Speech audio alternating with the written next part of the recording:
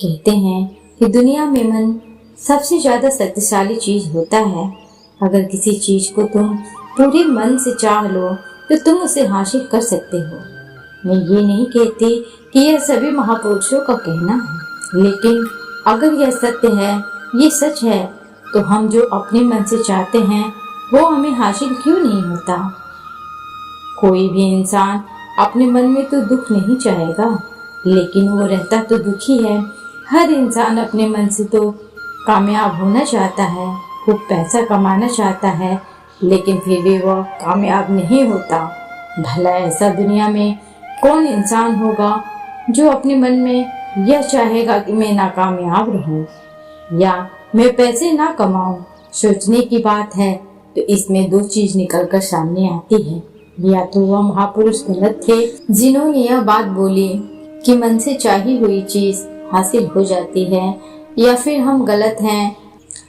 आज ही जो कहानी मैं बताने वाली हूँ उसमें आपको एक ऐसा मंत्र मिलेगा।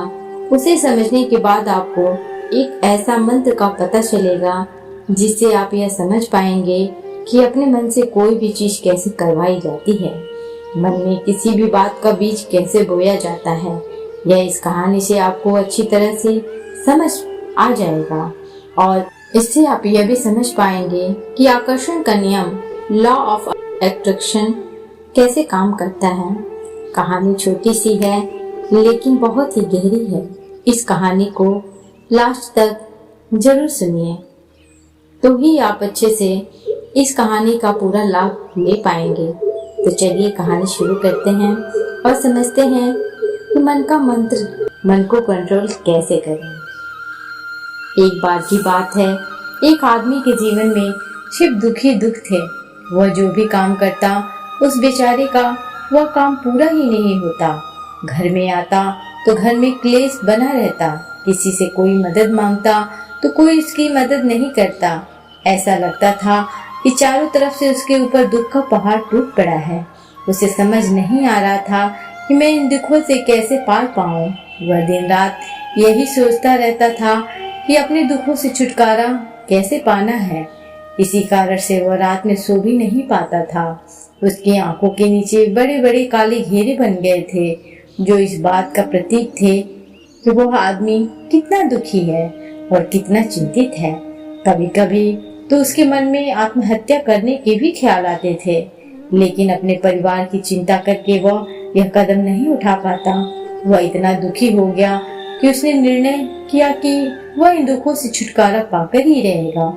इसके लिए चाहे उसे कितनी ही मेहनत करनी पड़े, कुछ भी करना पड़े, चाहे अंगारों पर चलना पड़े, लेकिन इन दुखों से छुटकारा हासिल करके रहेगा। ऐसे ही एक दिन उसने अपने मित्र से पूछा कि मैं अपने जीवन को कैसे सुधारूं। उसके मित्र ने उसे बताया कि तुम किसी बाबा के पास जाओ। बाबाओं के पास ऐसा मंत्र होता है जिससे सारे दुख मिट जाते हैं, जीवन खुशियों से भर जाता है और धन संपदा भी हासिल होती है। तुम किसी ऐसे बाबा को ढूंढ लो, बस तुम्हारा काम बन जाएगा। उस आदमी के मन में यह बात पूरी तरह से पक्की बैठ गई कि कोई बाबा ही मेरा दुख दूर कर सकता है, और इसीलिए उसने किसी भी बाबा के बारे में पता चलता तो वह उस बाबा के पास पहुंच जाता, उस बाबा को अपनी समस्या बताता और उससे उसका समाधान पूछता और कहता कि बाबा मैं कुछ भी करने के लिए तैयार हूँ, लेकिन मेरी इन समस्याओं से मुझे छुटकारा दिला दीजिए। आप जो कहेंगे मैं वो करूँगा, लेकिन मेरे जीवन को सुधार दीजिए बाबा। बाबा उसे कुछ टोने टोटके बताते थे करने के लिए और बदले में दान दक्षिणा लेते थे कि यह टोटका करने के बाद तुम्हारे घर में सुख शांति बनी रहेगी। बस इस टोटके को पूरी विधि के साथ करना। वह आदमी घर लौट कर पूरी विधि के साथ टोने टोटके करने लगा, लेकिन बहुत टोटके करने के बाद भी उसके जीवन में कुछ बदलाव नहीं आया। इसके विपरीत उसका जीवन और ज्यादा दुखी हो गया। जो भी बाबा उसे टोना टोटका देता था वो बदले में उसे दान दक्षिणा लेता था, जिससे उसका धन भी धीरे धीरे खत्म हो रहा था। इससे उसके जीवन में दुख और ज्यादा बढ़ गया। तब उसे लगा कि बाबाओं के पास जाने से तो मेरे जीवन में दुख कम होने की बजाय बढ़ते ही जा रहे हैं। तो मुझे क्या करना चाहिए? बाबाओं के पास जाऊं या ना जाऊं? फिर एक दिन एक आदमी ने उसे बताया कि तुम अपने घर में किसी पंडित को बुलाकर हवन करवा लो। हवन होगा, घर शुद्ध हो जाएगा। कोई भी बुरी ऊर्जा घर में होगी तो वो बाहर चली जाएगी। किसी पंडित को बुलाकर पूरे विधि विधान उसे मंत्र उच्चारण कराओ, हवन कराओ, जिससे घर में सुख शांति आए। उस आदमी के मन में यह बात बैठ गई और उसने एक पंडित को अपने घर बुलाकर हवन करवा दिया। हवन अच्छी तरह से संपन्न हुआ। बदले में पंडित ने भी अच्छी दान दक्षिणा ली और उसके बाद वह वहां से विदा हो गया। लेकिन कुछ दिनों के बाद उस आदमी को महसूस हुआ कि उसके जीवन में अभी भी कोई बदलाव नहीं आया है। अब वो आदमी पूरी तरह से दुखी हो गया और ज्यादा परेशान हो गया। अब तो उसे लगने लगा था कि मेरे जीवन में दुख कभी खत्म ही नहीं होंगे, और यही सोच सोच कर उस आदमी का बुरा हाल हो गया था। फिर एक दिन उसे अपने मित्र से एक ऐसे बाबा के बारे में पता चला जो समाधान बताने के लिए कोई दान दक्षिणा नहीं लेता था। उस आदमी को लगा कि यह बाबा दूसरे बाबाओं की तरह नहीं हो सकता, क्योंकि यह तो दान दक्षिणा लेता ही नहीं, और अगर दान दक्षिणा नहीं लेता फिर सच में कोई सिद्ध बाबा होगा। और यही सोचकर वह उस बाबा के पास पहुंच जाता है। जब वो आदमी वहां पर पहुंचता है तो बाबा ध्यान में बैठे हुए थे। यह देखकर वो आदमी वहीं चुपचाप बैठकर ध्यान से बाहर आने का उनका इंतजार करने लगा। थोड़ी देर बाद बाबा ने आंखें खोली तो सामने एक दुखी और परेशान युवक को बैठे देखा। उसकी आंखों के नीचे काले घेरे देखकर ही समझ गया कि यह आदमी अपने जीवन से कितना परेशान है। उसे संबोधित करते हुए बाबा ने पूछा कि बच्चा, क्या चाहते हो? बाबा के पास क्या लेने आए हो? उस आदमी ने कहा कि बाबा, मैं अपने जीवन से बहुत परेशान हूँ। मैंने इन दुखों को दूर करने के लिए बहुत सारे रास्ते अपनाए, हर वो तरकीब करके देखे जो कि किसी बाबा ने मुझे बताई, हर वो काम किया जो कोई भी इंसान ने मुझसे करने को कहा, लेकिन मेरे जीवन में दुखों में कोई कमी नहीं आई। बाबा, इसके विपरीत मेरे जीवन में दुखों में बढ़ोतरी हो गई है। मुझे समझ में नहीं आ रहा है कि मैं क्या करूं। कभी कभी तो आत्महत्या करने की सोचता हूं, लेकिन मैं अपने परिवार की सोचकर मैं यह कदम नहीं उठाता हूँ। मैंने आपके बारे में बहुत सुना है और मैं उम्मीद के साथ आपके पास आया हूँ। कृपया करके मुझे कोई ऐसा मार्ग बताएं जिससे मुझे अपने दुखों से छुटकारा मिल जाए। मैं अपने दुखों से छुटकारा पाने के लिए कुछ भी करने को तैयार हूँ। आप मुझे कोई भी रास्ता बताएं, चाहे वह रास्ता कितना ही कठिन क्यों न हो, मैं उसको पार करके रहूंगा। बाबा ने महसूस किया कि आदमी तो सच में बहुत परेशान है। बाबा ने उसकी बात सुनकर कहा कि बच्चा, दुखों को दूर करने के लिए मंत्र ऐसे ही नहीं मिलते हैं।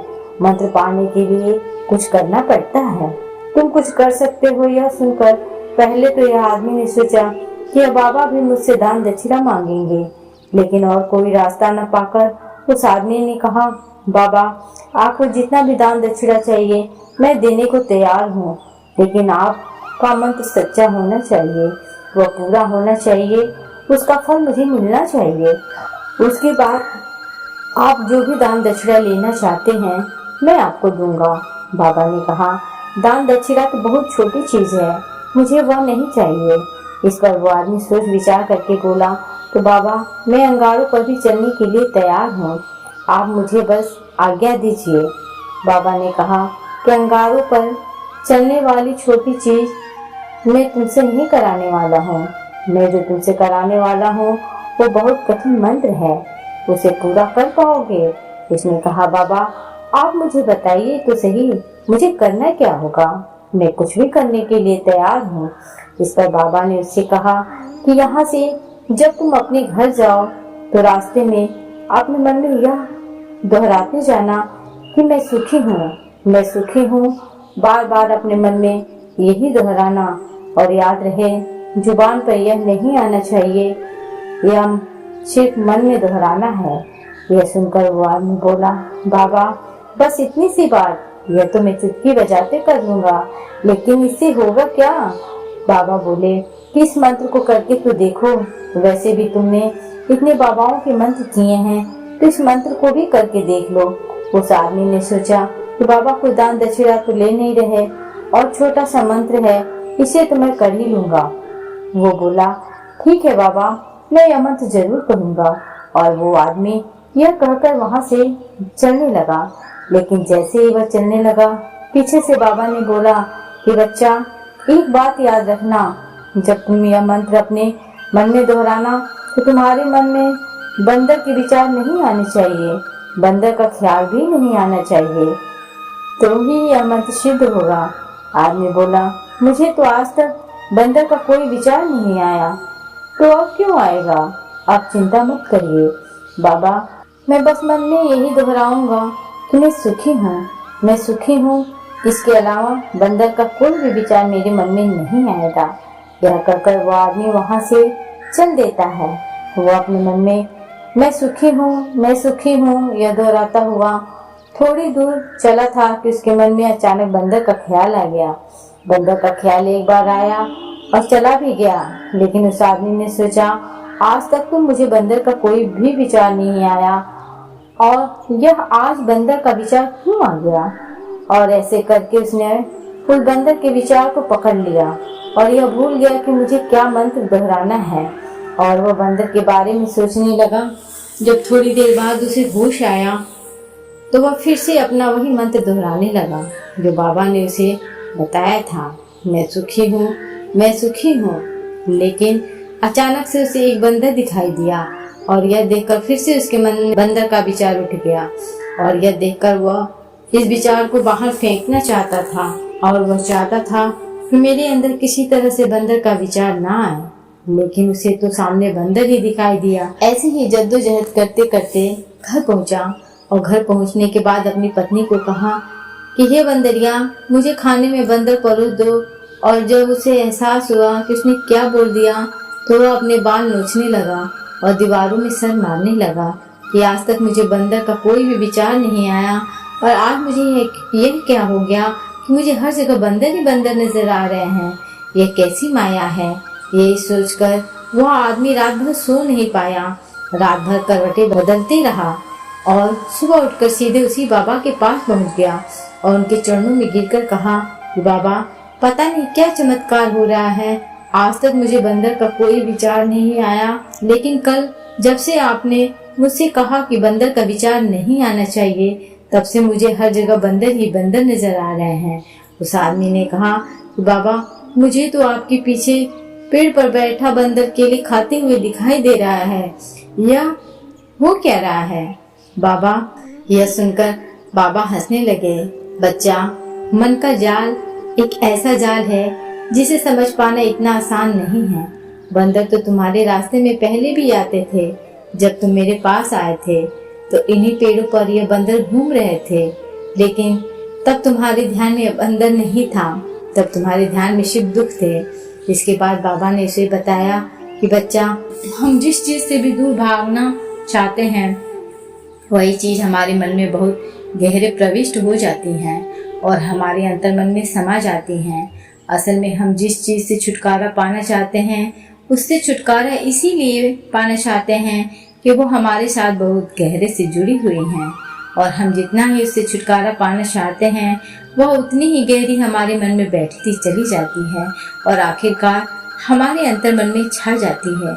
ऊपर से तो हम चाहते हैं कि सुखी होना, कि मैं सुखी हूँ, सुखी हूँ, हमारे होठ भी यही बोलते रहते हैं, लेकिन हमारे मन में दुख समाये होते हैं। हमारे विचारों में, हमारे मन में दुख ही दुख दिखाई देते हैं।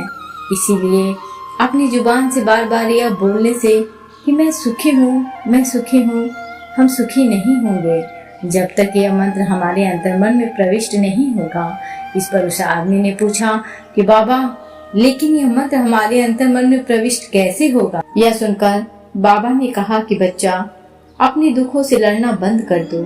जब तक तुम अपने दुखों से दूर करने की सोचते रहोगे तब तक वह दुख तुमसे चिपके रहेंगे, तब तक वह दुख तुम्हारे अंतर्मन पर अपना राज बनाए बैठे रहेंगे।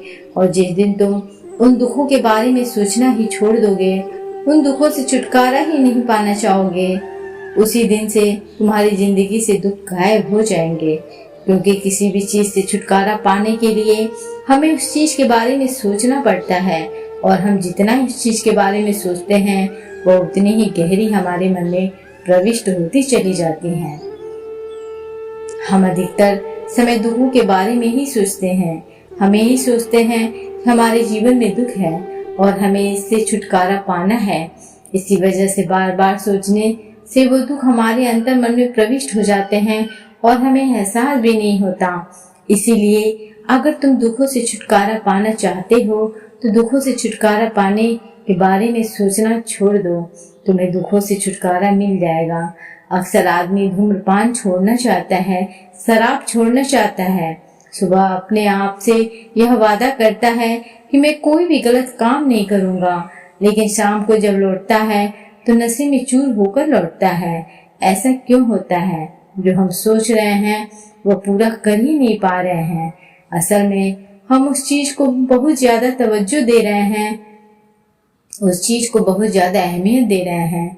जब भी हम उस चीज को छोड़ने के बारे में सोचते हैं तो हम उसकी इम्पोर्टेंस यानी विशेषता और ज्यादा बढ़ा देते हैं। हमारा मन उस चीज के बारे में जितना ज्यादा सोचेगा, शराब या धूम्रपान छोड़ने के बारे में जितना ज्यादा सोचेगा, हमारा मन उतना ही उस चीज के पीछे ज्यादा भागेगा। हमें उस चीज से लड़ना नहीं है, बल्कि बिना सोचे गुजर जाना है। और अगर हम इस मंत्र को समझ लेते हैं तो हम अपने जीवन में जो भी पाना चाहते हैं उसे अपने अंतर्मन में डाल सकते हैं, और एक बार वो लक्ष्य हमारे अंतर्मन में बैठ जाता है तो फिर सफलता पाने में कोई समस्या नहीं आती, कोई दिक्कत नहीं आती। तो दोस्तों, कैसी लगी आपको यह कहानी? अगर कहानी पसंद आई हो तो प्लीज इसे लाइक, शेयर एंड सब्सक्राइब करना ना भूलें। Thanks for watching.